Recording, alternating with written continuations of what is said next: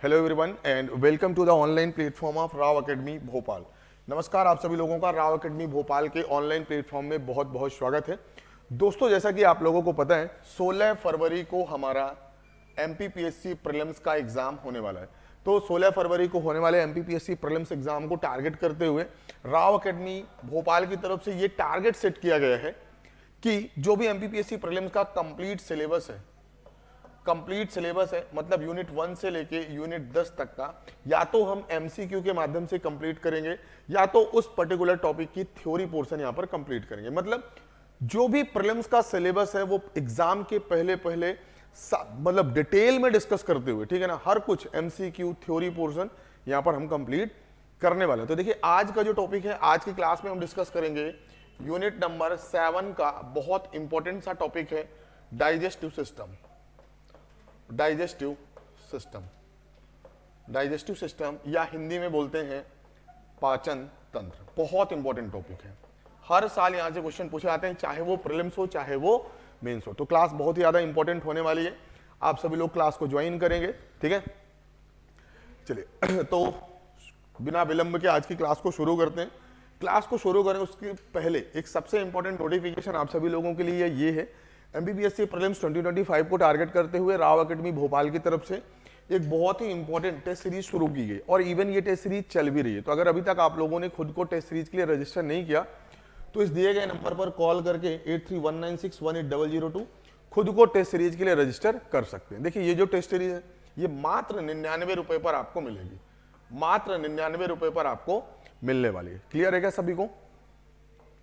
चलिए, अगर बात करें टेस्ट सीरीज की जो खास बात है, सबसे पहले तो ये टेस्ट सीरीज का शेड्यूल है, ये टेस्ट सीरीज का प्लान है। सबसे पहले अगर आप देखेंगे टॉपिक वाइज या यूनिट वाइज सिलेबस को कवर किया गया है, बाद में फुल लेंथ टेस्ट है और साथ में सी सेट के भी पेपर हैं। इसका मतलब कि आपका जो सिलेबस है ना वो पूरी तरह से कंप्लीट हो जाएगा, रिवाइज हो जाएगा। यहां पर जो भी क्वेश्चंस डिजाइन किए गए हैं वो टू द पॉइंट या relevant to the MPPSC exam है। जिस तरीके के क्वेश्चन एमपीपीएससी प्रीलिम्स में पूछे जाते हैं उसी तरीके के क्वेश्चंस यहां पर शामिल किए गए। बातें क्लियर है क्या सभी को? चलिए, यहां हमारे बहुत से टारगेटेड बैच चल रहे हैं, जैसे बुनियाद है, मंतव्य, संपूर्ण है, सिद्धि है, संकल्प। तो आप अपनी प्रिपरेशन के अकॉर्डिंग, अपनी कंडीशन के अकॉर्डिंग किसी भी टारगेटेड बैच को ज्वाइन करके अपनी तैयारी को शुरू कर सकते हैं। यहां पर जो भी क्लासेज है ना, क्लासेज आपको ऑनलाइन ऑफलाइन दोनों ही मोड पर मिलेंगी। जो अभी तक की सबसे बड़ी अनाउंसमेंट है राव एकेडमी की तरफ से वो ये है कि राव एकेडमी भोपाल का online application Google play store पर आ चुका है। तो अगर अभी तक आप लोगों ने इस एप्लीकेशन को डाउनलोड नहीं किया तो क्लास खत्म होने के बाद या तो बार कोड स्कैन करेंगे या सिंपली गूगल प्ले स्टोर पर जाना है और इस एप्लीकेशन को डाउनलोड करना है, ठीक है ना। राव एकेडमी सर्च करेंगे और आपको ये एप्लीकेशन, ये लोगो आपको दिखेगा। दूसरी खास बात ये है, अब ये application iOS iPhone operating system में भी अवेलेबल है, ठीक है ना। तो जो लोग आईफोन यूजर हैं उनके लिए भी ये एप्लीकेशन वहां पर अवेलेबल है। क्लियर है? देखिए, ये हमारे सोशल मीडिया प्लेटफॉर्म है, लाइक फेसबुक, यूट्यूब और टेलीग्राम है। यहां पर भी जुड़ करके आप राव एकेडमी से रिलेटेड जो इंपॉर्टेंट नोटिफिकेशंस हैं, अनाउंसमेंट्स हैं, उनको भी प्राप्त कर सकते हैं। तो ये एक छोटे से इंट्रोडक्शन के बाद आज की क्लास को शुरू करते हैं। और आज की जो क्लास है ना बहुत ज्यादा इंटरेस्टिंग होने वाली है। अगर मैं आपको एक दिखाऊं, क्लास का जो प्लान है ना वो बहुत ही शानदार है। मतलब आपको पूरा क्लास अटेंड करना है, बहुत ही अच्छी अच्छी चीजें यहां पर हम डिस्कस करने वाले हैं। चलिए फिर शुरू करते हैं बिना विलंब के। सबसे पहला जो आपके दिमाग में सर सवाल आना चाहिए वो ये है कि डाइजेस्टिव सिस्टम है क्या? डाइजेस्टिव सिस्टम बहुत ही सिंपल भाषा में यहां पर हम पढ़ने की कोशिश करेंगे। डाइजेस्टिव सिस्टम या इसी को बोलते हैं पाचन तंत्र। क्या बोलते हैं? पाचन तंत्र है क्या, ठीक है ना। अब देखिए, डाइजेस्टिव सिस्टम आपको अगर समझना है तो उसके पहले आपको डाइजेशन समझना पड़ेगा। उसके लिए आपको क्या समझना पड़ेगा? डाइजेशन मतलब पाचन, तब तो आप पाचन तंत्र समझेंगे। अब एक एक चीजों को बहुत ही डिटेल से समझेंगे कि आखिर डाइजेशन है क्या और डाइजेस्टिव सिस्टम क्या है। क्लियर है क्या सभी को? देखिए, अगर बात करेंगे डाइजेशन के डेफिनेशन की तो हमारी जो बॉडी है, एक बात बताइए सभी लोग, हमारी जो बॉडी है तो जो भी हम खाना खाते हैं, रोटी है, चावल है, दाल है, दूध है, अंडे हैं, मांस है, तो जो भी चीज हम खाते हैं तो क्या बॉडी हमारी डायरेक्टली एब्जॉर्ब करती है? क्या डायरेक्टली हमारी बॉडी उन चीजों को यूटिलाइज करती है? क्या डायरेक्टली उन चीजों से बॉडी हमारी एनर्जी ले लेती है? ऐसा नहीं है। आप बताएंगे सर डायरेक्टली हम उन चीजों को कंज्यूम नहीं कर सकते, हमारी बॉडी यूटिलाइज नहीं कर सकती।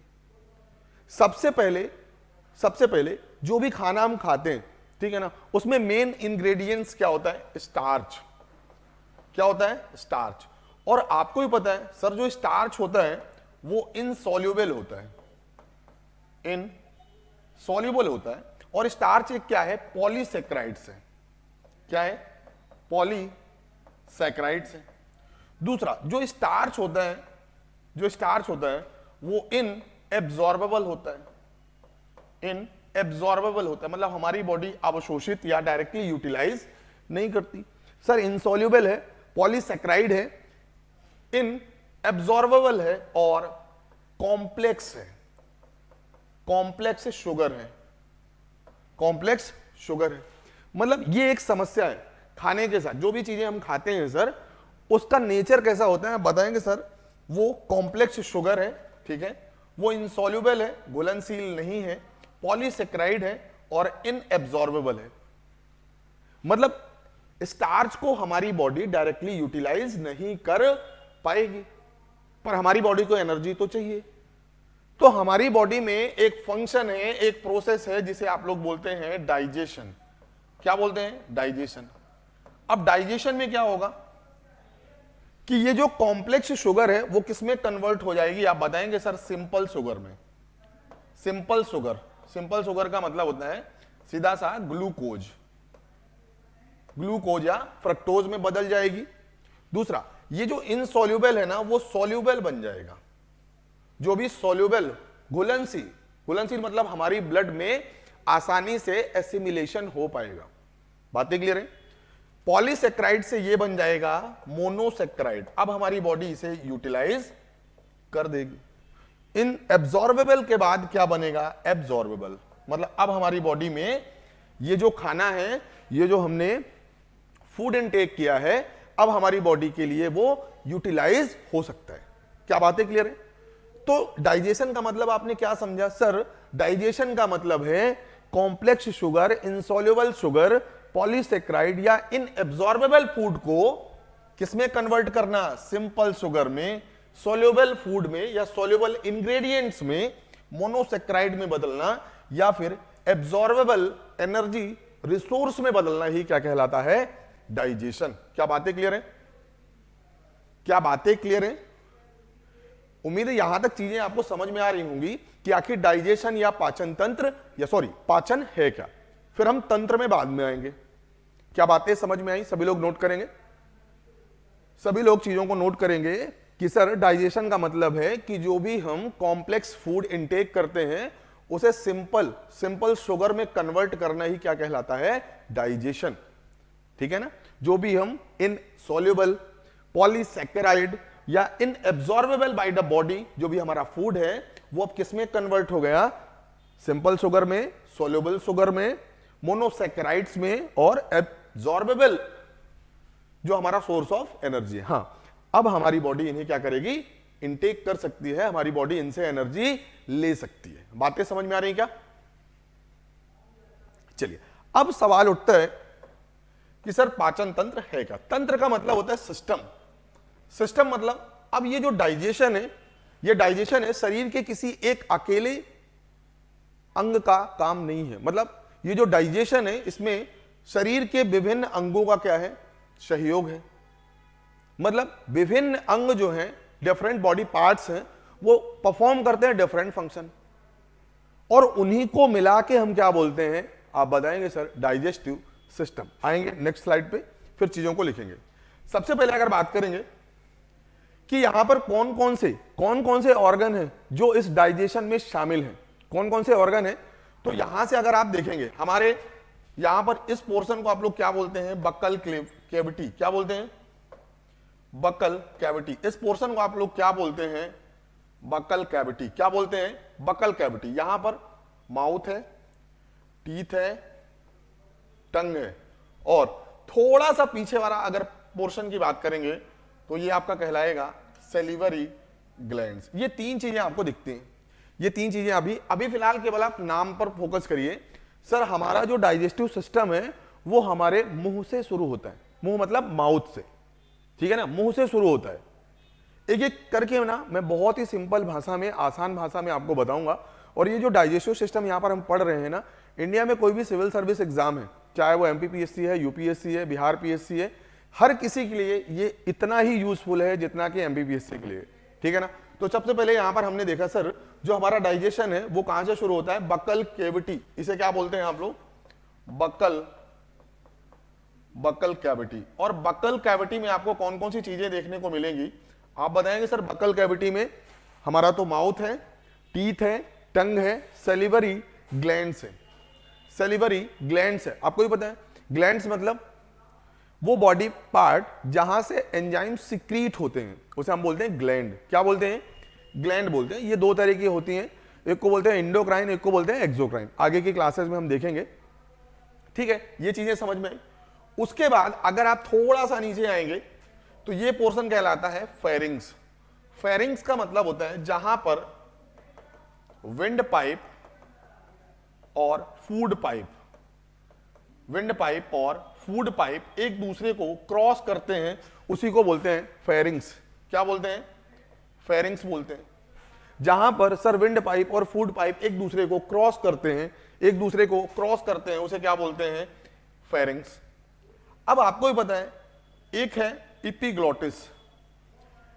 कभी कभी खाना खाते खाते हमें अचानक से ठसका लगता है, खांसी आती है। वो क्यों होता है, क्योंकि जो हमारा खाना है वो फूड पाइप की जगह पर कहां चला गया, धोखे से विंड पाइप में।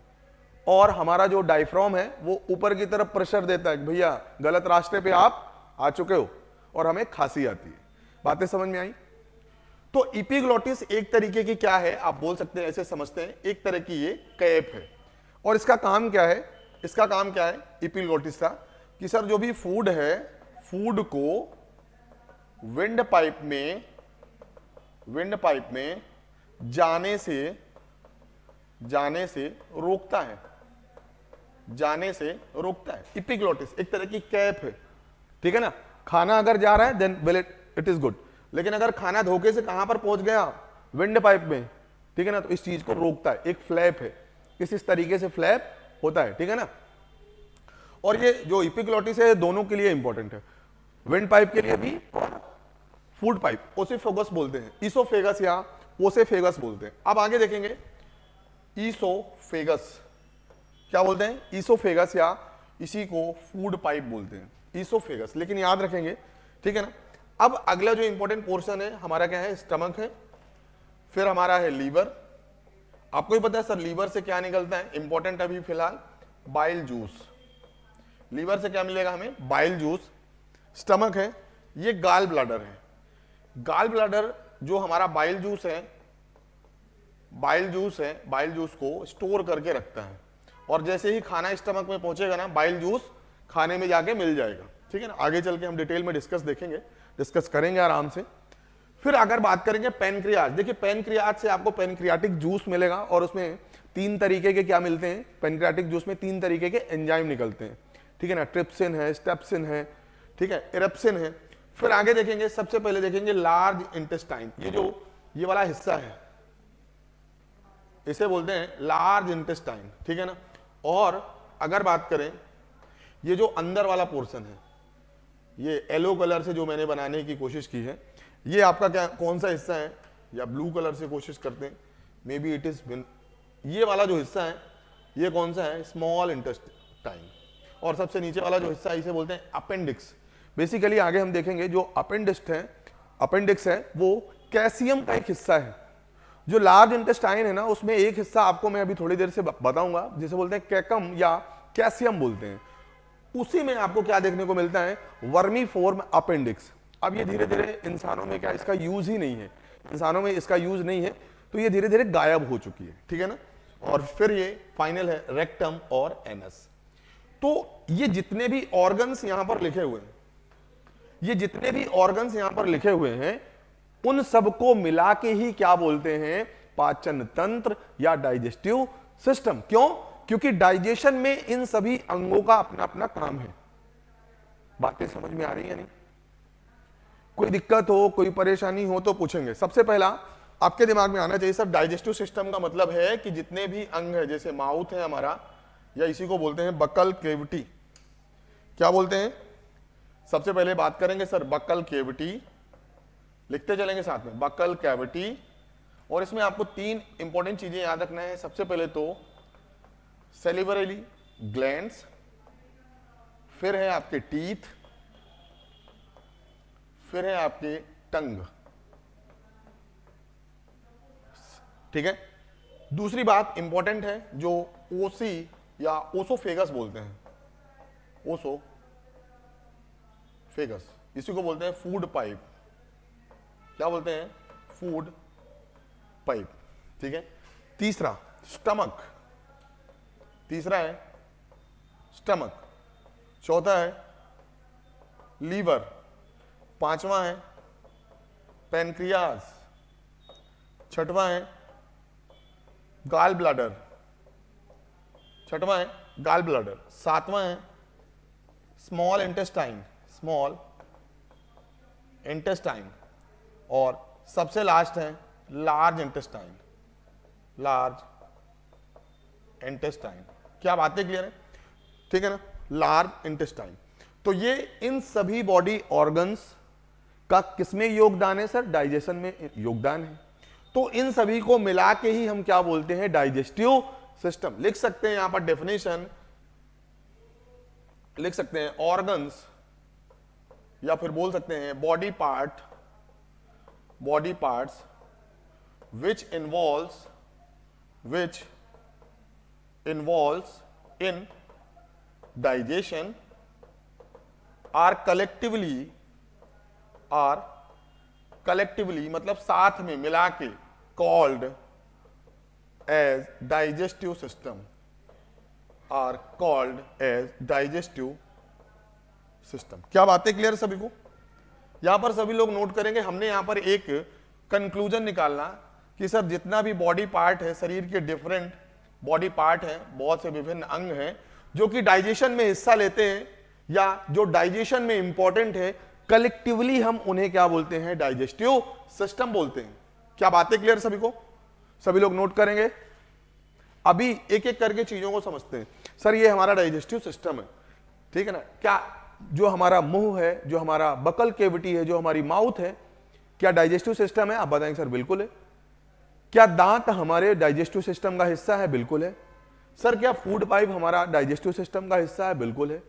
क्या गॉल ब्लैडर है? बिल्कुल सही है। तो इस तरीके से आपको पहचानने के लिए भी दिया जाएगा कि which of the following organ या body part is under the digestive system.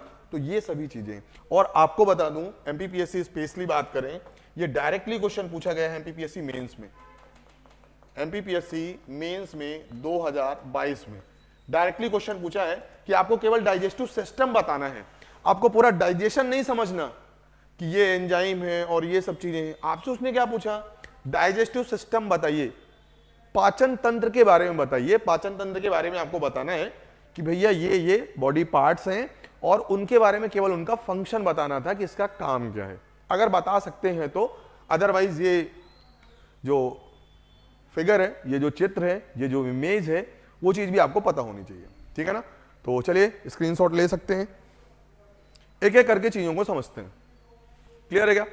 अब आगे बढ़ते हैं और जो हमारा मुख्य उद्देश्य है, अब हमारा क्लास शुरू करते हैं कि भैया डाइजेशन है क्या। ये चीज तो हमें समझ में आ गई कि भैया डाइजेशन का मतलब है ब्रेकिंग डाउन ऑफ या फिर conversion of complex insoluble inabsorbable food into the soluble simple and absorbable food। इसी को हम क्या बोलते हैं? डाइजेशन। क्या बातें समझ में आ रही?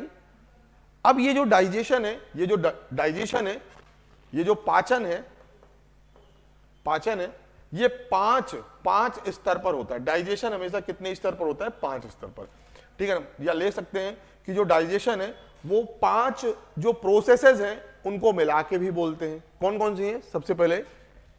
सबसे पहले लिखेंगे इंजेशन। जो पहला है लिखेंगे इंजेशन, एक एक करके पहले समझते हैं। फिर है आपका डाइजेशन, इंजेशन, डाइजेशन, ठीक है ना, डाइजेशन। फिर होता है एब्जॉर्प्शन, एक एक करके चीजों को समझना है। एब्जॉर्प्शन, फिर है एसिमिलेशन, एसिमिलेशन, एसिमिलेशन, और फिर सबसे अंतिम में है डेफिकेशन, डेफिकेशन या मल त्याग करना, इसी को बोलते हैं। बातें समझ में आ रही है क्या?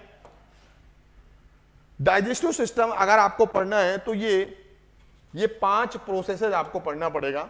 एक को बोलते हैं इंजेशन, एक को बोलते हैं डाइजेशन, फिर है एब्जॉर्प्शन, अवशोषण, एसिमिलेशन और डेफिकेशन या मल त्याग करना। ठीक है ना?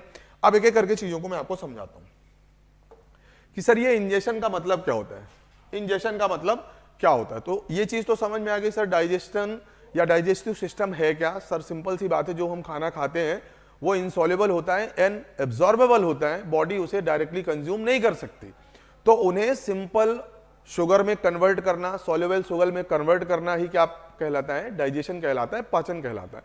इसमें 5 प्रमुख मेथड्स हैं या बोल सकते हैं प्रोसेसेस हैं, जिन्हें कलेक्टिवली मिला के क्या बोलते हैं, डाइजेशन। अब एक एक करके चीजों को समझते हैं। सबसे पहला है इंजेशन। क्या बोलते हैं? इंजेशन। जो इंजेशन है, इंजेशन का मतलब क्या होता है, सिंपल सी बात है। अगर मैं आपको कहानी सुनाऊं कि आपके सामने खाना रखा है, आपके सामने खाना रखा है, तो आप क्या करते हैं, हाथों का उपयोग करते हैं, खाने को उठाते हैं और हाथों से कहां तक लेके जाते हैं, मुंह तक। तो खाना जैसे ही आपके मुंह में पहुंचा, ठीक है ना, उसे क्या बोलते हैं, उसे क्या बोलते हैं, इंजेशन।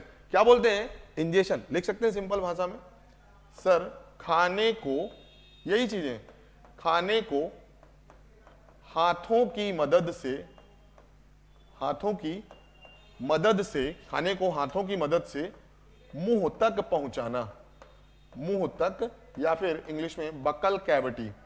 ये जो बकल कैविटी है, बकल कैविटी तक, बकल कैविटी तक पहुंचाना, पहुंचाना ही क्या कहलाता है, इंजेशन। बस आपसे कोई पूछेगा सर डिफाइन इंजेशन, आप बताएंगे सर हम क्या करते हैं, जनरली ह्यूमन, खाना लिया, हाथों की मदद से उस खाने को कहां पर रख लिया, मुंह में। अब इसके बाद क्या शुरू होता है, हम दांतों की मदद से खाने को पहले चबाते हैं। तो वो रोटी है वो डायरेक्टली तो नहीं पचेगी, पहले रोटी के हमने छोटे छोटे टुकड़े किए, किसकी मदद से, दांतों की मदद से। किसकी मदद से, दांतों की मदद से। फिर जीभ का भी अपना रोल है, जो टंग है वो खाने को इधर उधर घुमाती है। फिर सलाइवा, जो लार होती है, लार ग्रंथि हिंदी में बोलते हैं, जो सलाइवा है उसका काम क्या होता है, खाने को लुब्रिकेट करती है, हमारे मुंह को, हमारे जो मुंह की बोलते हैं ना हाइजीन है, स्वच्छता है, उसे बना के रखती है। और जो जर्म्स हैं, जो बैक्टीरिया है, उन्हें मारने का भी काम करती है, क्योंकि एसिडिक होती है सलाइवा। समझ में आ रहा है ना? फिर सलाइवा के बाद खाना हमारे स्टमक में पहुंचा, स्टमक में HCl है, फिर आगे पहुंचेगा स्मॉल इंटेस्टाइन में, एब्जॉर्ब होगा, डाइजेशन होगा, फिर लार्ज इंटेस्टाइन में, फिर इस तरीके से हमारे शरीर से बाहर मल त्याग हो जाएगा। तो ये पूरा का पूरा प्रोसेस डाइजेशन कहलाता है। शुरू कहां से हो रहा था, इंजेशन से। तो इंजेशन एक प्रोसेस है, समझ में आ गया सर। हम हाथों की मदद से खाने को बकल कैविटी या जो हमारा मुख गुहा है वहां तक लेके जाते हैं, और यही प्रोसेस क्या कहलाती है, इंजेशन। उम्मीद है चीजें समझ में आ रही होंगी। अब यहां पर शुरू करते हैं डाइजेशन। देखिए जो डाइजेशन है वो तो हम एक एक करके पढ़ेंगे। डाइजेशन का शुरू कहां से होता है, सबसे पहले तो माउथ, मुंह से होता है डाइजेशन। अब यहां पर जो मुंह है, यहां पर 3 चीजें आपको याद रखना है, अलग अलग मैं आपको पूरा डिफाइन करूंगा। पहले ये एक ट्री चार्ट हम बना लेते हैं, एक पूरा का पूरा ट्री चार्ट। माउथ से शुरू होगा, मुंह में क्या क्या चीजें हैं, टीथ है, दांत है, फिर आपकी जीभ है, और फिर आपकी सलिवरी ग्लैंड से लार ग्रंथ है। ये 3 चीजें हैं जो डाइजेशन में हिस्सा ले रही है, सबका अपना अपना काम है या नहीं है। मुंह के बाद जो हमारा खाना है वो कहां पहुंचेगा, अगर हम बात करेंगे स्टमक में। कहां पहुंचेगा, स्टमक। स्टमक में आपको केवल एक चीज याद रखना है सर, स्टमक में HCl और दूसरा गैस्ट्रिक जूस, HCl और गैस्ट्रिक जूस सीक्रेट होता है, निकलता है, ठीक है ना। स्टमक के बाद जो भी खाना है वो कहां पहुंचेगा, तो लिखेंगे स्मॉल इंटेस्टाइन। कहां पहुंचेगा, छोटी आंत, स्मॉल इंटेस्टाइन, छोटी आंत, छोटी आंत में पहुंचेगा। छोटी आंत में भी 3 हिस्से होते हैं, ड्यूडेनम, जेजनम और इलियम। क्या बोलते हैं, छोटी आंत के भी 3 हिस्से हैं, एक को बोलते हैं सर ड्यूडेनम, ड्यूडेनम, फिर बोलते हैं जेजनम, जेजनम, फिर बोलते हैं इलियम। ये 3 हिस्सा होता है। सबसे ज्यादा जो डाइजेशन होता है छोटी आंत में, इलियम में होता है। सबसे ज्यादा, सबसे ज्यादा इलियम में होता है, ठीक है ना। अब अगर बात करें इलियम होगा, फिर आगे पहुंचेगा जो हमारा खाना है लार्ज इंटेस्टाइन में, लार्ज इंटेस्टाइन में। देखिए लार्ज इंटेस्टाइन में क्या होगा, इसके भी 3 हिस्से हैं, कैकस, ठीक है ना, फिर रेक्टम है, ठीक। तो ये 3 हिस्से यहां पर भी आपको देखने को मिलेंगे। फिर आगे लार्ज इंटेस्टाइन का जो सबसे आखिरी जो हिस्सा है उसे बोलते हैं रेक्टम, और रेक्टम का ही एक्सटेंडेड फॉर्म है एनस, जहां से डेफिकेशन होता है, मल त्याग होता है।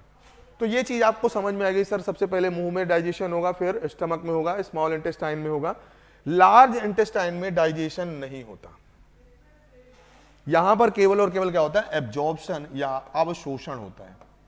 एब्जॉर्प्शन होता मतलब जो भी डाइजेशन के बाद हमारा प्रोडक्ट है अब हमारी बॉडी में क्या होगा, एब्जॉर्ब हो जाएगा, अवशोषित हो जाएगा, उसे बोलते हैं एब्जॉर्प्शन।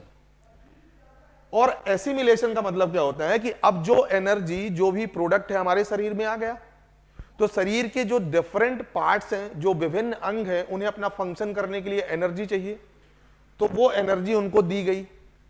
अब जो एक्सेस एनर्जी है, जो बची हुई एनर्जी है, उसे क्या करेंगे, फेंक तो देंगे नहीं, क्या करेंगे, स्टोर करेंगे। क्या करेंगे, स्टोर करेंगे। जैसे ग्लाइकोजन के फॉर्म में ग्लूकोज स्टोर होता है, कहां पर, लीवर में होता है कि नहीं होता। चीजें समझ में आ रही है क्या। जैसे फैटी एसिड है या जो फैट है हमारा इपिथेलियल टिश्यू है, वहां पर स्टोर होता है। एक चीज याद रखेंगे, बॉडी में कभी भी अमीनो एसिड स्टोर नहीं होता।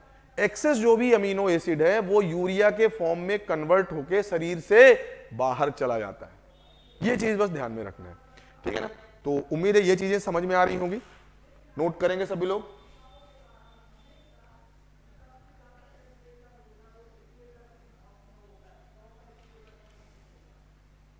ठीक है ना। लार्ज इंटेस्टाइन में एक तो कैसम लिख देंगे, CAECUM, कैसम। एक को बोलते हैं कॉलन और एक को बोलते हैं रेक्टम। ये 3 हिस्से, एक एक करके सब चीजें मैं अभी आपको समझाता हूं, पूरे डाउट क्लियर करता हूं। ये चीज समझ में आ गई सर। इंजेक्शन का मतलब क्या है, हाथों की मदद से खाने को आपने मुंह गुहा पर रख लिया, इंजेक्शन खत्म। उसके बाद शुरू होता डाइजेशन, कहां से, मुंह से, स्टमक, स्मॉल इंटेस्टाइन, यहां पे डाइजेशन खत्म।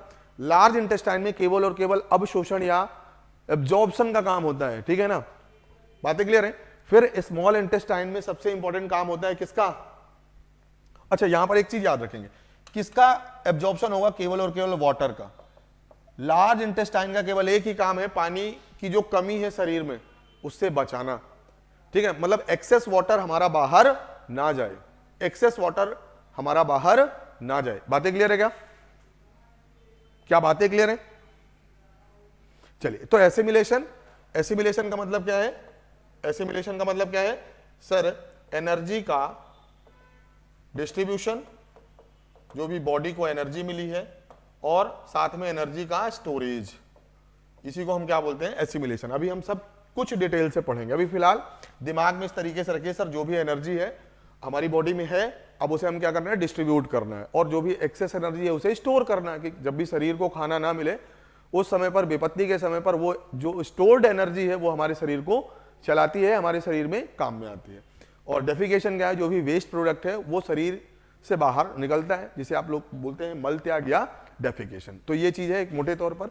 अब हमें क्या पढ़ना है, सबसे इंपॉर्टेंट डाइजेशन, इतना, दूसरा एब्जॉर्प्शन भी पढ़ेंगे, और तीसरा एसिमिलेशन भी पढ़ेंगे। डेफिकेशन तो ठीक है, रेक्टम, एनस, क्लियर है चीजों के बारे में। अब आइए समझते हैं, ये चीज समझ में आई सभी को।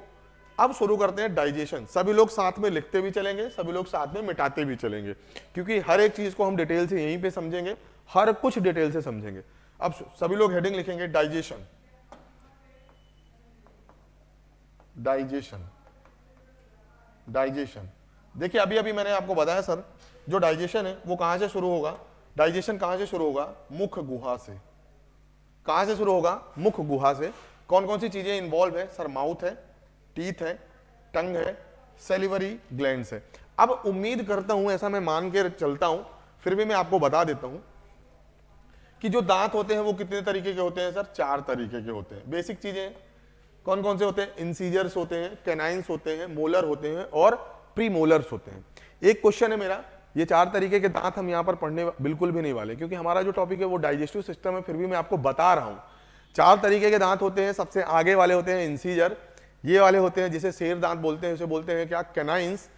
उसके आगे वाले होते हैं मोलर, और सबसे पीछे वाले बोलते हैं प्रीमोलर। जो विजडम टीथ होता है जिसे आप लोग बोलते हैं अक्कल दांत, क्या बोलते हैं, अक्कल दांत, बेसिकली वो किसका हिस्सा है, प्रीमोलर का। किसका हिस्सा होता है, प्रीमोलर। ये क्वेश्चन पूछा भी जा चुका है, आगे भी पूछ सकते हैं, प्रीमोलर, ठीक है ना। तो दांतों का क्या काम होता है भैया, खाने को छोटे छोटे हिस्सों में बांटना। खाना चबाने में हमारी मदद कौन करते हैं, दांत।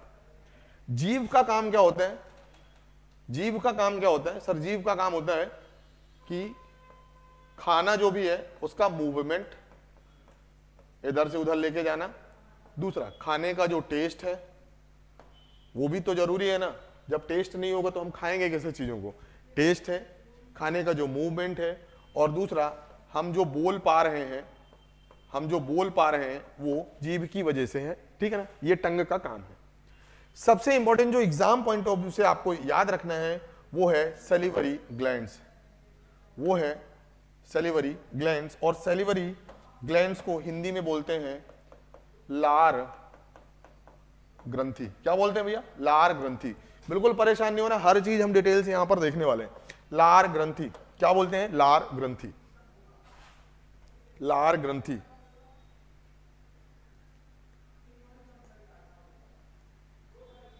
देखिए ये 3 होती है, ये बेसिकली यहां पर होती हैं। अगर मैं एग्जैक्ट लोकेशन की बात करूं, ये आपको यहां पर दिखेंगे, लार ग्रंथि, ठीक है ना। और ये 3 होती हैं, कितनी होती है, 3। कितनी होती है भैया, 3। कौन कौन सी है, सबसे पहले पोरोटिड, पोरोटिड। दूसरी है सब मैंडिबुलर, सब मैंडिबुलर। और एक है सबलिंगुअल, सब लिंगुअल। आपसे कोई पूछेगा सर कि जो सैलिवरी ग्लैंड्स है वो कितनी है टोटल, तो आप बताएंगे सर 3 होती हैं। कितनी है, 3। इनके बारे में डिटेल्स हमें नहीं पढ़ना। ये तीनों ही एक एंजाइम सिक्रीट करती हैं, एक एंजाइम सिक्रीट करती हैं, एंजाइम सिक्रीट करती हैं जिसका नाम है टाइलिन, जिसका नाम है टाइलिन, या इसी को हम बोलते हैं अमाइलेज। क्या बोलते हैं, अमाइलेज। क्या बोलते हैं, अमाइलेज बोलते हैं। या तो टाइलिन बोलिए या अमाइलेज बोलिए, ये तीनों ही एक हैं। क्या बातें क्लियर है सर। जो सैलिवरी ग्लैंड्स हैं, जो लार ग्रंथि है, वो एक तरह का एंजाइम सिक्रीट करती है जिसे बोलते हैं सलाइवा, या हिंदी में बोलते हैं लार। और ये जो लार है, जो सलाइवा है, उसमें कौन सा एंजाइम पाया जाता है, हम बताएंगे सर टाइलिन बोलते हैं या इसी को अमाइलेज बोलते हैं। अब ये जो एंजाइम है, सबसे पहले आपको भी बता दें, ये एंजाइम्स खुद कुछ करते नहीं है, बेसिकली ये बायो कैटलिस्ट होते हैं। बिना रिएक्शन में पार्टिसिपेट किए रेट ऑफ रिएक्शन को अफेक्ट करते हैं, मतलब इनका डाइजेशन में डायरेक्टली कोई रोल नहीं है, ये रेट ऑफ रिएक्शन को प्रभावित करते हैं। मतलब अगर ये एंजाइम हमारी बॉडी में कम है तो हमारे डाइजेशन में प्रभाव पड़ेगा, खाना देरी से पचेगा, खाना बहुत जल्दी पचेगा, खाने में जो एब्जॉर्प्शन है, एसिमिलेशन है, वो प्रॉपर तरीके से नहीं हो पाएगा। क्लियर है। और किसकी वजह से होता है, ये एंजाइम्स की वजह से होता है। बातें क्लियर है क्या सभी को। तो ये एक तरह का एंजाइम सिक्रीट करती है जिसका नाम है सलाइवा, और सलाइवा में टाइलिन पाया जाता है। क्या होता है, टाइलिन। और ये जो एंजाइम होते हैं ना, ये अपने आप में प्रोटीन होते हैं, और आपको भी पता है अगर प्रोटीन को आपने गर्म कर दिया तो ये खत्म हो जाएगी। तो इसी तरह एंजाइम्स जो है एक पर्टिकुलर टेम्परेचर पर काम करते हैं और एक पर्टिकुलर रिएक्शन के लिए काम करते हैं। ऐसा नहीं कि एक दवाई है और 100 बीमारियों पे चलेगी, वैसा नहीं है। एक एंजाइम है अगर, तो एक पर्टिकुलर फंक्शन, एक पर्टिकुलर रिएक्शन के लिए ही वो रिस्पॉन्सिबल होगा। ये चीज थोड़ा सा ध्यान में रखना है कि जो एंजाइम्स होते हैं सर बायो कैटलिस्ट हैं, एक तरह के वो प्रोटीन होते हैं, स्पेसिफिक नेचर के होते हैं, चाहे वो टेम्परेचर की बात करिए चाहे वो रिएक्शन की बात करिए, ठीक है ना। अब देखिए अगर टाइलिन यहां पर सिक्रीट हुआ है तो उसका एक ही काम है कि जो स्टार्च है उसे माल्टोज में बदलना। किसमें बदलना, माल्टोज में। तो सीधा सीधा पूछा जाता है कि सर जो हमारी बकल केविटी है वहां पर कौन सा एंजाइम निकलता है, आप बताएंगे सर सलाइवा निकलती है, और सलाइवा में कौन सा एंजाइम है, टाइलिन। टाइलिन का क्या काम है सर, स्टार्च को माल्टोज में कन्वर्ट करना। विच of the following enzyme is responsible for the conversion of starch into the maltose? आपका आंसर होगा सर एमाइलेज। क्या बातें क्लियर है सभी को? क्या बातें क्लियर हैं सभी को? ठीक है, अब देखिए यहां का काम खत्म। दूसरा, अगर बात करेंगे सलाइवा के कौन कौन से काम है, तो जैसे मुख, जो हमारा मुंह है ना, उसमें हाइजीन मेंटेन करके रखता है। खाने में अगर छोटे मोटे कोई जम्स है, ठीक है ना, कोई हार्मफुल बैक्टीरिया है, तो उसे भी किल करने का, मारने का काम किसका है? सलाइवा। इंपॉर्टेंट ये है सर, जो सलाइवा है ये एसिडिक है। कैसी है? एसिडिक है। क्यों? क्योंकि इसका पीएच 6.8 है। और ये बिल्कुल तोते की तरह याद कर लीजिए सर, सलाइवा का या मानव में जो निकलने वाली लार है उसकी पीएच वैल्यू कितनी है? 6.8। और इसका नेचर कैसा है? एसिडिक। याद रखेंगे, हमारे मुंह में जो भी खाना है अब वो नीचे की तरफ बढ़ेगा, अब वो नीचे की तरफ बढ़ेगा, अब वो नीचे की तरफ बढ़ेगा, अब वो नीचे की तरफ बढ़ेगा। और ये जो पाइप है इसी को बोलते हैं ईसोफेगस। क्या बोलते हैं? ईसोफेगस बोलते हैं। ठीक है, अब ईसोफेगस में एक शब्द याद रखना है कि जो खाने का मूवमेंट है वो पेरिस्टेलिन है। कैसा है? पेरिस्टेलिन। पेरिस्टेलिन, पेरिस्टेलिन। पेरिस्टेलिन का मतलब होता है कि खाना अगर बात करूं, जैसे यहां पर पहुंचा इकट्ठा, तो वो एक एक करके एक ही साथ आगे बढ़ेगा। पेरिस्टेलिन का मतलब ये होता है। और जहां पर भी खाना है ना, वहां पर वो एक्सपांड होती है, बाकी सिकुड़ी है, तो वो धीरे धीरे धीरे धीरे धीरे धीरे आगे बढ़ती है। बातें क्लियर है? अल्टरनेट एक्सपांशन होगा, अल्टरनेट कॉन्ट्रैक्शन होगा। ठीक है ना, इस मूवमेंट को हम क्या बोलते हैं? पेरिस्टेलिन। आप तो शब्द याद रखना, पेरिस्टेलिन मूवमेंट होता है और इसी को बोलते हैं पेरिस्टेलिस। ये प्रोसेस है। तो आप बताएंगे सर, हमारे मुंह से या बकल कैविटी से जो खाना है कहां पहुंचता है? स्टमक में। और जिस तरीके से पहुंचता है उसी को बोलते हैं पेरिस्टेलिस। क्या बोलते हैं? पेरिस्टेलिस बोलते हैं। और इस मूवमेंट को क्या बोलते हैं? पेरिस्टेलिन मूवमेंट बोलते हैं। ठीक है ना, क्या बोलते हैं? बातें क्लियर है? अब देखिए, अब सवाल यहां पर उठता है, सर हमारा खाना कहां पहुंच चुका है? स्टमक में। कहां पहुंच गया? स्टमक में पहुंच गया। जैसे ही खाना स्टमक में पहुंचा, जो स्टमक की इनर वॉल है, जो स्टमक की इनर वॉल है, ये इनर वॉल है, ये वाला हमारा क्या हिस्सा है? स्टमक है। तो ये जो इनर वॉल है, इनर वॉल है, दो चीजें आपको याद रखना है। जो इनर वॉल है वो किससे मिलकर बनी होती है? आप बताएंगे सर, म्यूकस। किससे मिलकर बनी होती है? म्यूकस। किससे मिलकर बनी होती है? म्यूकस। किससे मिलकर बनी होती है? म्यूकस। अब देखिए, स्टमक में आपको भी पता है गैस्ट्रिक जूस रिलीज होता है। बिल्कुल सही बात है सर, गैस्ट्रिक जूस रिलीज होता है। और गैस्ट्रिक जूस में HCl भी मिलता है। गैस्ट्रिक जूस मतलब HCl। तो हमारा पेट जलता क्यों है?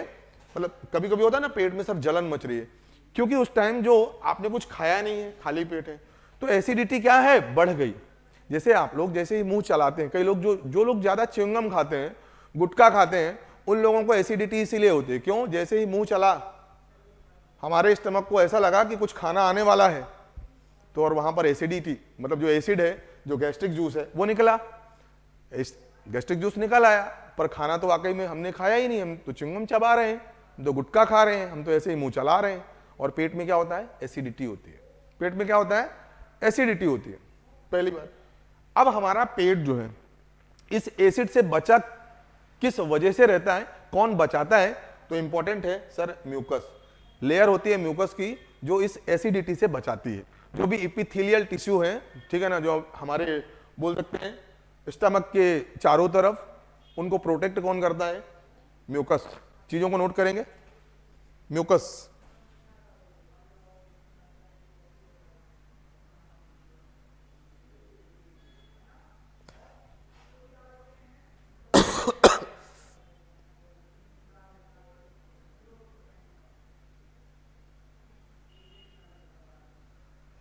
अब देखिए, जो स्टमक है, यहां से गैस्ट्रिक जूस निकलता है। अब गैस्ट्रिक जूस में एक तो HCl पाया जाता है और दूसरा आपको याद रखना है पेप्सिन। दूसरा आपको पेप्सिन मिलेगा, आपको रेनिन मिलेगा। पेप्सिन और रेनिन मिलेगा। क्या मिलेगा? पेप्सिन और रेनिन मिलेगा। ठीक है, पेप्सिन और रेनिन मिलेगा। देखिए जो पेप्सिन है वो प्रोटीन को किस में कन्वर्ट करेगा, प्रोटीन को पेप्टोन्स में बदलेगा, प्रोटीन को पेप्टोन्स में बदल देगा, ये जो एंजाइम है पेप्सिन। और रेनिन जो मिल्की प्रोडक्ट है, जो मिल्की प्रोडक्ट है, जैसे आपने दूध खाया, दही खाया, उसे लैक्टोज में बदल देगा। किस में बदल देगा, लैक्टोज में बदल देगा। तो ये दो चीजें याद रखना है। और जो HCl है ये क्या करता है, HCl दो चीजें हैं, एक तो जो भी बैक्टीरिया है उसे किल करेगा क्योंकि एसिडिक नेचर है, खतरनाक है। और दूसरा क्या काम करेगा HCl, कि जो पेप्सिन है, पेप्सिन को एक्टिवेट करेगा। मतलब जो पेप्सिन है, मैंने अभी आपको बताया ना कि जितने भी एंजाइम होते हैं वो बड़े ही चूजी टाइप के होते हैं, स्पेसिफिक होते हैं, उनके लिए एक टेम्परेचर चाहिए, एक कंडीशन चाहिए और एक पर्टिकुलर रेट ऑफ रिएक्शन चाहिए, तब वो एक्टिवेट होते हैं। तो पेप्सिन को एक्टिवेट कौन करता है सर, HCl। तो स्टमक में कौन कौन सी चीजें आपको याद रखना है सर, यहां पर गैस्ट्रिक जूस रिलीज होगा, बहुत बढ़िया। गैस्ट्रिक जूस में HCl भी रहेगा, गैस्ट्रिक जूस में पेप्सिन रहेगा और गैस्ट्रिक जूस में रेनिन रहेगा। HCl का क्या काम है सर, बैक्टीरिया जो भी है खाने में उसे किल करेगा, खाने को और सॉफ्ट करेगा, ठीक है ना। पेप्सिन को एक्टिवेट करेगा। पेप्सिन का क्या काम है सर, प्रोटीन को पेप्टोन्स में बदलेगा। और रेनिन का क्या काम है सर, मिल्की प्रोडक्ट को लैक्टोज में बदल देगा। इतनी बातें समझ में आई क्या? इतनी बातें अगर हर किसी को समझ में आ गई फिर आगे बढ़ते हैं। अब यहां पर दो चीजें याद रखना है कि सर अब ये जो स्टमक है, सर ये जो स्टमक है, ये जो स्टमक है ये कहां पर जाके मिलता है, तो आप बताएंगे सर जो स्टमक का ये वाला हिस्सा है जहां से स्मॉल इंटेस्टाइन, जहां से स्मॉल इंटेस्टाइन शुरू होती है। मतलब सर उस जगह का नाम, उस बॉडी पार्ट का नाम जहां पर स्टमक किससे जाके मिलता है, स्मॉल इंटेस्टाइन या छोटी आंत से, उस जगह को, उस हिस्से को क्या बोलते हैं, पाइलोरस। क्या बोलते हैं, पाइलोरस। बहुत इंपॉर्टेंट है, उस जगह को क्या बोलते हैं, पाइलोरस बोलते हैं। क्या बातें समझ में आ रही हैं, क्या बातें समझ में आ रही हैं? अब देखिए कि जो खाना है, जो हमारा फूड है, वो कहां पहुंच गया, वो कहां पहुंच गया भैया, आप बताएंगे सर स्टमक से होते होते अब कहां पहुंच गया, छोटी आंत में पहुंच गया। कहां पहुंच गया, छोटी आंत में पहुंच गया। कहां पर पहुंच गया, छोटी आंत में पहुंच गया। और जहां से छोटी आंत की शुरुआत होती है उस जगह को बोलते हैं पाइलोरस।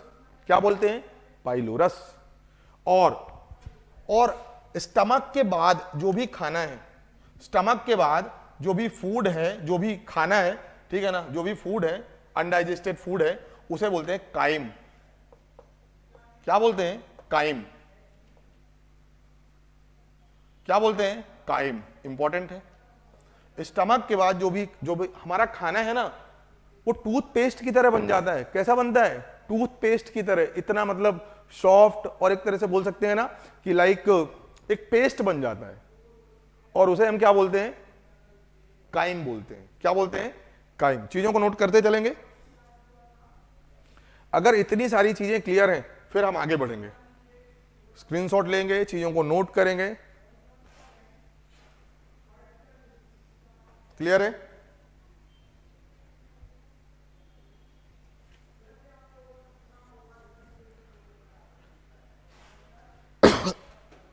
चलिए अब इस चीज को थोड़ा सा मिटाऊंगा मैं। सभी लोग स्क्रीनशॉट, एक बार फिर से चांस है, सभी लोग स्क्रीनशॉट ले लेंगे। चलिए इस चीज को मिटाते हैं और चीजों को समझते हैं। अब देखिए हमारी जो पोजीशन है, हम कहां तक पहुंच चुके हैं सर, मैंने अभी अभी बताया सर, ये वाली जो पोजीशन है जहां से स्टमक खत्म होके अब यहां से क्या शुरू होगा, स्मॉल इंटेस्टाइन। ये इस तरीके से आप लोग देख पा रहे हैं, ये सब क्या है, स्मॉल इंटेस्टाइन। ये सब क्या है, स्मॉल इंटेस्टाइन है। ये चीजें शुरू होंगी, ये स्मॉल इंटेस्टाइन है, यहां से शुरू होगा। तो इस पोर्शन को क्या बोलते हैं सर, पाइलोरस बोलते हैं। पाइलोरस, क्या बोलते हैं, पाइलोरस। और स्टमक के बाद जो भी फूड है, जो भी फूड है, ठीक है ना, उस फूड, वो जो फूड है ना, एक तरह से बोल सकते हैं स्टिकी होता है, जैसे टूथपेस्ट होता है ना, आप लोग ब्रश करते हैं टूथपेस्ट, उसी तरीके का खाना यहां से, इस तरीके का जो खाना है वो स्टमक के बाद आपको छोटी आंत में जाते हुए दिखेगा। इस खाने को क्या बोला हमने यहां पर, सब काइम बोलते हैं, CHYME, या काइम हिंदी में भी बोलते हैं, काइम। उम्मीद है यहां तक चीजें आपको समझ में आ रही होंगी। अब यहां से हमारा जो खाना है, हमारा जो फूड है वो कहां पर पहुंच गया, आप बताएंगे सर। अब हमारा जो खाना है वो छोटी आंत में पहुंच चुका है, स्मॉल इंटेस्टाइन में पहुंच चुका है। स्मॉल इंटेस्टाइन में पहुंच चुका है मतलब छोटी आंत में पहुंच चुका है। देखिए छोटी आंत में दो चीजें याद रखना है, यहां पर डाइजेशन तो होगा ही, यहां पर चीजों को या जो कॉम्प्लेक्सिटी ऑफ द फूड है उसे सिंपल तो किया ही जाएगा, कॉम्प्लेक्स फूड को सिंपल फूड में कन्वर्ट तो किया ही जाएगा। साथ में स्मॉल इंटेस्टाइन में एब्जॉर्प्शन का भी काम होता है। एब्जॉर्प्शन मतलब होता है अवशोषण, एब्जॉर्प्शन भी होगा। फिलहाल पहले डाइजेशन पढ़ेंगे, फिर मैं आपको पढ़ाऊंगा एब्जॉर्प्शन, क्योंकि ये अलग से एक स्टेप है, ठीक है ना। एब्जॉर्प्शन दो जगह होता है, स्मॉल इंटेस्टाइन और लार्ज इंटेस्टाइन। तो सबसे पहले स्मॉल इंटेस्टाइन में तीन हिस्से आपको पता होना चाहिए। तीन हिस्से कौन कौन से हैं? सबसे पहले लिखेंगे ड्यूडेनम, ड्यूडेनम, एक को बोलते हैं जेजनम, जेजनम, और एक को बोलते हैं इलियम, और एक को बोलते हैं इलियम। ड्यूडेनम, जेजनम और इलियम, ठीक है। ड्यूडेनम, जेजनम और इलियम, ड्यूडेनम, जेजनम और इलियम बोलते हैं, ठीक है ना। ये स्मॉल इंटेस्टाइन के तीन हिस्से हैं। सबसे ज्यादा जो डाइजेशन होता है वो कहां पर होता है? इलियम में। ये जो जेजनम वाला पोर्शन है ना, इसे बोला जाता है ब्लैंक। ये ब्लैंक है या छोटी आंत का खाली हिस्सा है, खाली हिस्सा है। आपको बता दूं, इसी जेजनम को कहां पर इन्वेस्टिगेट करते हैं? पोस्टमार्टम में। पोस्टमार्टम जब होता है ना इंसान का, डेड बॉडी का, तो पोस्टमार्टम में स्मॉल इंटेस्टाइन का कौन सा हिस्सा इन्वेस्टिगेट किया जाता है? आप बताएंगे सर, ड्यूडेनम इन्वेस्टिगेशन होती है। दो ही चीजें हैं, एक तो लीवर देखा जाता है और दूसरा स्मॉल इंटेस्टाइन, ठीक है ना। स्मॉल इंटेस्टाइन, कुछ बचा तो नहीं है, ठीक है ना, रात में क्या खाया था क्या नहीं खाया था, तो वो सब चीजें आपको यहीं पर दिखेंगी, क्योंकि ये ब्लैंक है, यहां पर कोई भी डाइजेशन वगैरह नहीं होता, ठीक है ना। तो पोस्टमार्टम में किस हिस्से का इन्वेस्टिगेशन होता है? जेजनम का। अब बात को समझते हैं। सबसे पहले जो ड्यूडेनम है और जो इलियम है, देखिए इलियम में पैनक्रियाटिक जूस आएगा, इलियम में आपको पैनक्रियाटिक जूस मिलेगा, और ड्यूडेनम में आपको बाइल जूस मिलेगा, बाइल जूस मिलेगा, ठीक है ना। ये दो चीजें इंपॉर्टेंट है सर। ड्यूडेनम वाला जो हिस्सा है, सबसे आगे वाला हिस्सा है, सबसे बड़ा हिस्सा है, वहां पर बाइल जूस आके मिलेगा। बाइल जूस कहां से निकलता है सर? लीवर से।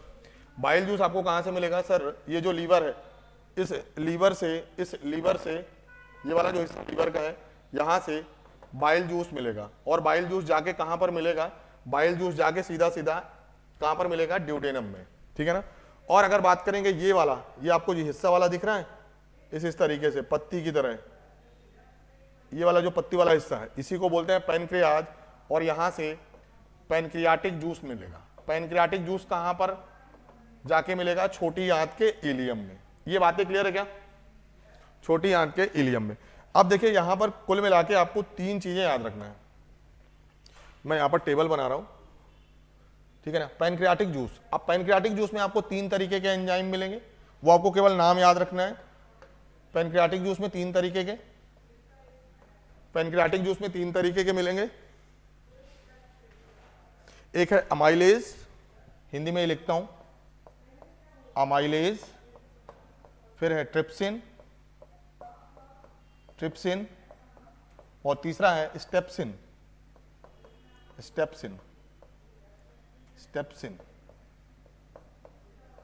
ठीक है। अब देखिए जो अमाइलेज है उसका काम क्या है सर? स्टार्च को माल्टोज में बदलना, माल्टोज या सुक्रोज में बदलना, और सिंपल करेंगे।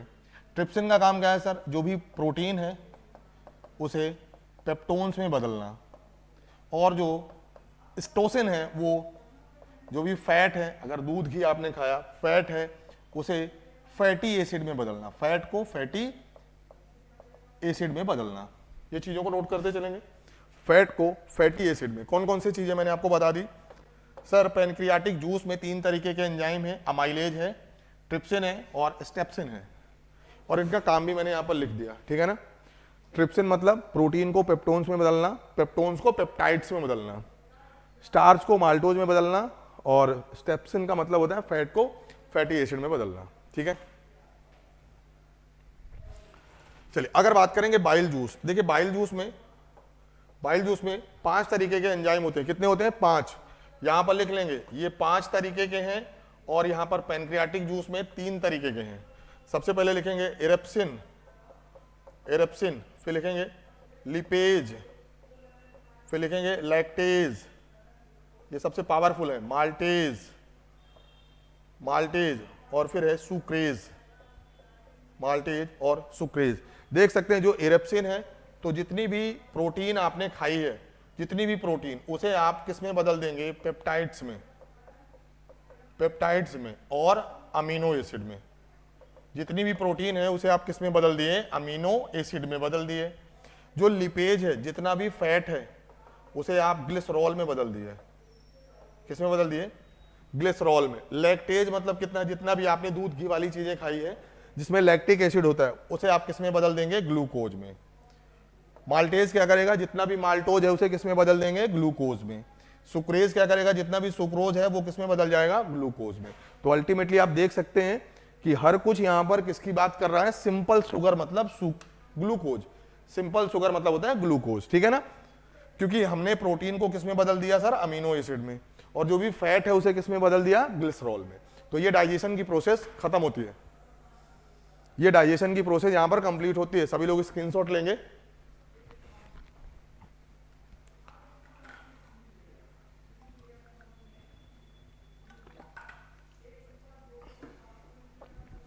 चलिए आगे बढ़े। अब बात करते हैं, ये देख सकते हैं आप लोग, ये ड्यूडेनम है, फिर जेजेनम है, और फिर इलियम है, ठीक है ना। अब बात करेंगे यहां पर एब्जॉर्प्शन की। अब बात करेंगे सर एब्जॉर्प्शन की। क्या एब्जॉर्ब करने की बात करें सर? यहां पर हमने देखा कि हमने जो खाना खाया वहां से ग्लूकोज बना, सर ग्लिसरॉल भी बना फैट से, और अमीनो एसिड भी बना। और एक्चुअली में हमें इन्हीं तीनों की जरूरत होती है शरीर को अच्छे तरीके से चलाने के लिए, ग्लिसरॉल, अमीनो एसिड और ग्लूकोज, ठीक है, बहुत बढ़िया। अब इनको हमारे बॉडी में क्या करना है? अवशोषण करना है, या इन चीजों को हमारी बॉडी में एब्जॉर्ब करना है। एब्जॉर्ब करने का सबसे पहला काम कहां पर होता है? इलियम में। क्या कहां पर होता है? इलियम में। और इलियम में अगर आप देखेंगे तो ये छोटे छोटे स्पाइक्स बने होते हैं। इलियम में ये छोटे छोटे क्या होते हैं? स्पाइक्स होते हैं। सर इलियम की जो इनर वॉल है उसमें ये स्पाइक्स होते हैं। जो भी स्पाइक्स हैं, spike in the inner wall of ilium बोल सकते हैं, इलियम या स्मॉल इंटेस्टाइन, कुछ भी ऑप्शन में हो। इसी स्पाइक्स को, इसी जो कीलीनुमा हिंदी में बोलते हैं जो स्ट्रक्चर है, उसे क्या बोलते हैं? विली। तो आपसे कोई पूछेगा सर स्मॉल इंटेस्टाइन में जो अवशोषण है, जो एब्जॉर्प्शन है, उसके लिए रिस्पॉन्सिबल ऑर्गन या वो एब्जॉर्प्शन कहां पर होता है? आप बताएंगे सर विली। उसका नाम ही है विली, ठीक है ना। तो ये चीज इंपॉर्टेंट है, विली, ठीक है। तो ये जो 3 चीजें मैंने आपको बताई सर, ग्लूकोज, अमीनो एसिड और ग्लिसरॉल, इनका एब्जॉर्प्शन कहां पर होता है? इलियम में होता है, या छोटी आंत में होता है? छोटी आंत में होता है। और भी मान के चलिए कोई भी मिनरल्स हैं, उन्हें भी यहां पर एब्जॉर्ब किया जाता है, ठीक है ना। चलिए आगे बढ़े। अब देखेंगे कि हमारी बॉडी में एक जगह और भी एब्जॉर्प्शन होता है। हमारी बॉडी में एक जगह और भी एब्जॉर्प्शन होता है, और वो कौन सी जगह है? आप बताएंगे सर लार्ज इंटेस्टाइन। वो जगह कौन सी है? Large intestine. कौन सी जगह है? Large intestine. देखिए लार्ज इंटेस्टाइन की बात करेंगे, यहां पर केवल और केवल वाटर एब्जॉर्प्शन का काम होगा, वाटर एब्जॉर्प्शन। शरीर में पानी की कमी ना हो, शरीर में पानी की कमी से बचाने के लिए, ठीक है, जो भी और मान के चलिए पानी बचा है, जो पेस्ट है ना उसे और एकदम सूख जाए, मतलब जो हमारा मल है उसमें पानी की कम से कम वैल्यू हो, हमारे शरीर में पानी की कमी ना हो, इसके लिए कौन रिस्पॉन्सिबल है sir? Large intestine. Water absorption का काम यहीं पे होता है, ठीक है, वाटर एब्जॉर्प्शन का काम यहीं पर होता है। क्या बातें क्लियर है? क्या बातें क्लियर? अब देखिए लार्ज इंटेस्टाइन का एक एक्सटेंडेड वर्जन है जिसे आप लोग बोलते हैं कैल्शियम या कैसम बोलते हैं, ठीक है ना। यहीं पर पहले के जमाने में, अब आपको भी पता है कि पहले हम बंदर थे, बंदर मतलब वेजीज ज्यादा खाते थे, पेड़ पत्ती, मतलब सेल्यूलोज। अब सेल्यूलोज अभी आप लोग क्या सेल्यूलोज को डाइजेस्ट कर सकते हैं? नहीं कर सकते सर, लेकिन पहले हम डाइजेस्ट कर सकते। तो सेल्यूलोज का डाइजेशन कहां पर होता था? Vermi form appendix. लेकिन अब धीरे धीरे हम पेड़ पत्ते नहीं खा रहे हैं, मतलब इसका कोई भी काम नहीं है, तो ये धीरे धीरे गायब हो रही है, ठीक है। कुछ लोगों की ये बढ़ी हुई होती है, इसीलिए अपेंडिक्स का क्या होता है? ऑपरेशन होता है। Basically this is the extended form of large intestine. अगर लार्ज इंटेस्टाइन ऑप्शन में नहीं तो कैल्शियम, क्योंकि कैल्शियम है, फिर है कॉलन और फिर है रेक्टम, ठीक है ना। और रेक्टम के बाद जो भी अनडाइजेस्टेड फूड है वो हमारी बॉडी में अनस गुदा हिंदी में बोलते हैं, यहां से हमारे शरीर से बाहर, हिंदी में बोलते हैं मल त्याग। क्या बातें क्लियर है? या डेफिकेशन इंग्लिश में बोलते हैं। तो ये एक प्रोसेस है। अब केवल और केवल इसका स्क्रीनशॉट लेंगे, हमारा एक टॉपिक और बचा जिसे बोलते हैं एसिमिलेशन। वहां पर 4 चीजें आपको याद रखना है। एसिमिलेशन, ठीक है ना, एसिमिलेशन।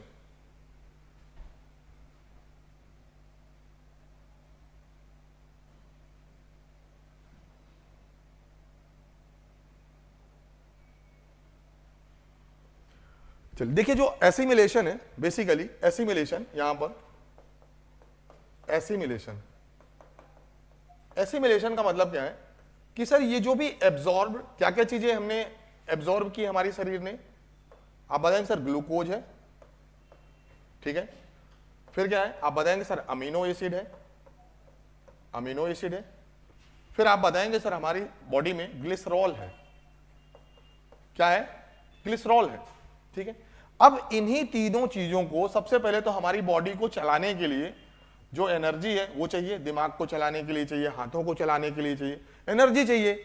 मतलब ये जो खाने से मिली हुई हमें ऊर्जा है शरीर के विभिन्न अंगों में हमें पहुंचाना है, तो मतलब सबसे पहले एनर्जी का आप क्या करेंगे सर? डिस्ट्रीब्यूशन करेंगे, जिसको जितनी जरूरत है, और जो एक्सेस है उसे क्या करेंगे? स्टोर करेंगे। जो काम की चीज नहीं है उसे एक्सक्रीटरी सिस्टम को दे देंगे। आगे की क्लास में हम पढ़ेंगे एक्सक्रीटरी सिस्टम। जैसे हमारे शरीर से स्वेट, पसीना निकलता है, यूरिया यूरिन के फॉर्म में निकलती है, ये सब क्या है? एक्सक्रीशन है। आंखों से हमारे कीचड़ निकलता है, कान से हमारे बाम निकलती है, नाक से हमारे म्यूकस निकलता है। These are the excretory system. क्या है? एक्सक्रीटरी सिस्टम, ठीक है ना। तो जो भी जिसकी जरूरत नहीं है शरीर को, तो वो एक्सक्रीटरी सिस्टम को दे दिया जाता है। इन तीनों ही चीजों को हम मिला के क्या बोलते हैं? एसिमिलेशन। सर जितनी जरूरत है उतना हमने यूटिलाइज कर लिया, जो एक्सेस है उसे स्टोर कर लिया, और जो हमारे शरीर में स्टोर नहीं हो सकता उसे शरीर से हमने बाहर कर दिया। क्या बातें क्लियर है? इन्हीं तीनों चीजों को मिला के हम क्या बोलते हैं sir? Assimilation of the food. अब देखिए बात समझेंगे कि कुछ कुछ चीजें आपको ध्यान से समझना है। सबसे पहली क्या, हमारी बॉडी में जो ग्लूकोज है, हमारी बॉडी में जो ग्लूकोज है, ठीक है ना, वो यूज हो सकती है लेकिन कभी भी स्टोर नहीं हो सकती। मतलब हमारे ब्लड में जो ग्लूकोज है वो केवल बह सकता है। हम शरीर में ग्लूकोज के माध्यम से ही एनर्जी को यूटिलाइज कर सकते हैं, लेकिन ग्लूकोज को स्टोर नहीं कर सकते। ठीक है भैया, बड़ी समस्या है। तो ग्लूकोज को जब स्टोर करने की बात आती है तो सबसे पहले इसे ग्लाइकोजन में कन्वर्ट करना पड़ता है। किस में कन्वर्ट करना पड़ता है? ग्लाइकोजन में। मतलब ग्लूकोज को ग्लाइकोजन में कन्वर्ट करना क्या कहलाता है भैया? आप बताएंगे सर ग्लाइकोजेनेसिस। क्या बोलते हैं? लिखेंगे ग्लाइकोजेनेसिस। ग्लाइकोजेनेसिस, ठीक है ना। और ये सब कुछ खेल कहां पर होता है, ग्लूकोज को ग्लाइकोजन में, ग्लाइकोजन को ग्लूकोज में, ये कन्वर्ट करने का खेल होता है कहां पर, लीवर में। कहां पर होता है, लीवर में, ठीक है भैया। अभी ग्लूकोज बना बनाया है, शरीर ने यूज किया, जो भी एक्स्ट्रा है तो ग्लाइकोजन में कन्वर्ट करो और कहां पर, लीवर में स्टोर कर लो। अब मान के चलो कि आपने दिन भर से खाना नहीं खाया, अब आपके शरीर तो चल रहा है ना, मतलब आपके शरीर को जो भी एनर्जी है, जो भी ऊर्जा है, वो कहां से मिली, जो भी एनर्जी हमारे लीवर में एज अ ग्लाइकोजन स्टोर है वो कन्वर्ट हो रही है कंटिन्यूअस, किस फॉर्म में, ग्लूकोज। तो इसी का जो रिवर्स फॉर्म है, इसी का जो रिवर्स फॉर्म है उसे क्या बोलते हैं, उसे बोलते हैं ग्लाइकोजीनोलाइसिस। थोड़ा सा फर्क है, ठीक है ना। यहां पर ग्लाइकोजेनेसिस है, यहां पर ग्लाइकोजीनोलाइसिस है, उल्टा कर देंगे, ठीक है ना। बातें क्लियर है। अब बात करेंगे जो ग्लिसरॉल है वो हमारे स्किन में स्टोर होता है, एपिथेलियल टिश्यू है जो हमारा स्किन में, ठीक है ना। इसीलिए तो ये बर्न करने के लिए विटामिन डी की जरूरत पड़ती है, ठीक है ना। हमारी बॉडी में विटामिन डी को स्टोर करना है, विटामिन डी को स्टोर करना है तो उसके लिए फैट की जरूरत होती है, मतलब पहले फैट बर्न होगा तब जाके विटामिन डी एब्जॉर्ब होगा। ये इंपॉर्टेंट क्वेश्चन है, या इंपॉर्टेंट बोल सकते हैं, फैक्ट है। और अगर बात करें अमीनो एसिड की, ये हमारी बॉडी में स्टोर नहीं होता। फिर क्या होता है भैया, ये हमारी बॉडी में स्टोर नहीं होता, जितना अमीनो एसिड की हमें जरूरत है हमने यूज कर लिया, जो भी एक्स्ट्रा है वो कहां पर दे दी जाती है, एक्सक्रीटरी सिस्टम को, किस फॉर्म में, यूरिया। तो जो हमारा लीवर है वो यूरिया बनाएगा, मतलब अमीनो एसिड को यूरिया में कन्वर्ट करेगा, और फर्दर जो यूरिया है वो यूरिन के माध्यम से, in the form of urine, हमारे शरीर से बाहर निकल जाएगी। तो ये हो गया भैया एसिमिलेशन। स्क्रीनशॉट लेंगे सभी लोग। यहां पर काम की चीज ये है ग्लाइकोजेनेसिस, ग्लाइकोजेनोलाइसिस, और अमीनो एसिड को यूरिया में कन्वर्ट करना जो एक प्रोसेस है उसे बोलते हैं डीएमिनेशन। डीएमिनेशन बोलते हैं, डीएमिनेशन हिंदी में बोलते हैं डीअमोनाइजेशन, ठीक है। और अमोनाइजेशन क्या होता है, यूरिया को अमीनो एसिड में, अमोनाइजेशन, ठीक है। और इस प्रोसेस के बाद एक लास्ट प्रोसेस बचती है जिसे बोलते हैं डेफिकेशन। तो इन सभी पांचों प्रोसेस को, मल त्याग को मिला के, ये 5 स्तर हो गए, इंजेशन, डाइजेशन, एब्जॉर्प्शन विली में होगा और लार्ज इंटेस्टाइन में होगा, और फिर हमारा है एसिमिलेशन। एसिमिलेशन में सबसे इंपॉर्टेंट किसका हिस्सा होता है, शरीर के विभिन्न भाग में जो एनर्जी है, जो ग्लूकोज है, वो कैसे पहुंचता है, आपको भी पता है सर, ब्लड।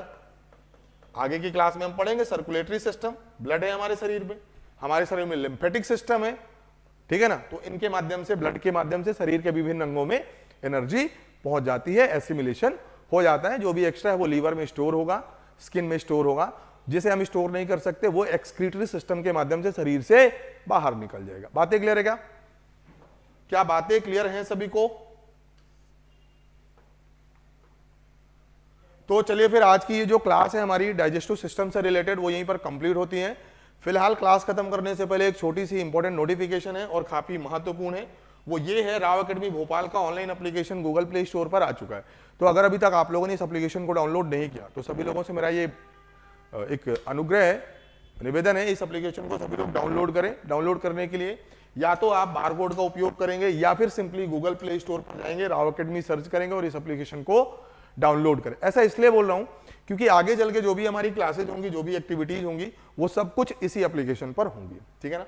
फिलहाल ये हमारे सोशल मीडिया प्लेटफॉर्म है, लाइक फेसबुक है, यूट्यूब है और टेलीग्राम है। यहां पर भी आप हमसे जुड़ करके राव एकेडमी से रिलेटेड जो इंपॉर्टेंट नोटिफिकेशंस हैं, अनाउंसमेंट है, उनको प्राप्त कर सकते हैं। तो चले फिर आज की ये जो क्लास थी हमारी डाइजेस्टिव सिस्टम से रिलेटेड, उम्मीद करता हूं आपने बहुत अच्छे से पढ़ाई की होगी, सभी कॉन्सेप्ट, सभी चीजें, सभी इंपॉर्टेंट फैक्ट आपको समझ में आए होंगे।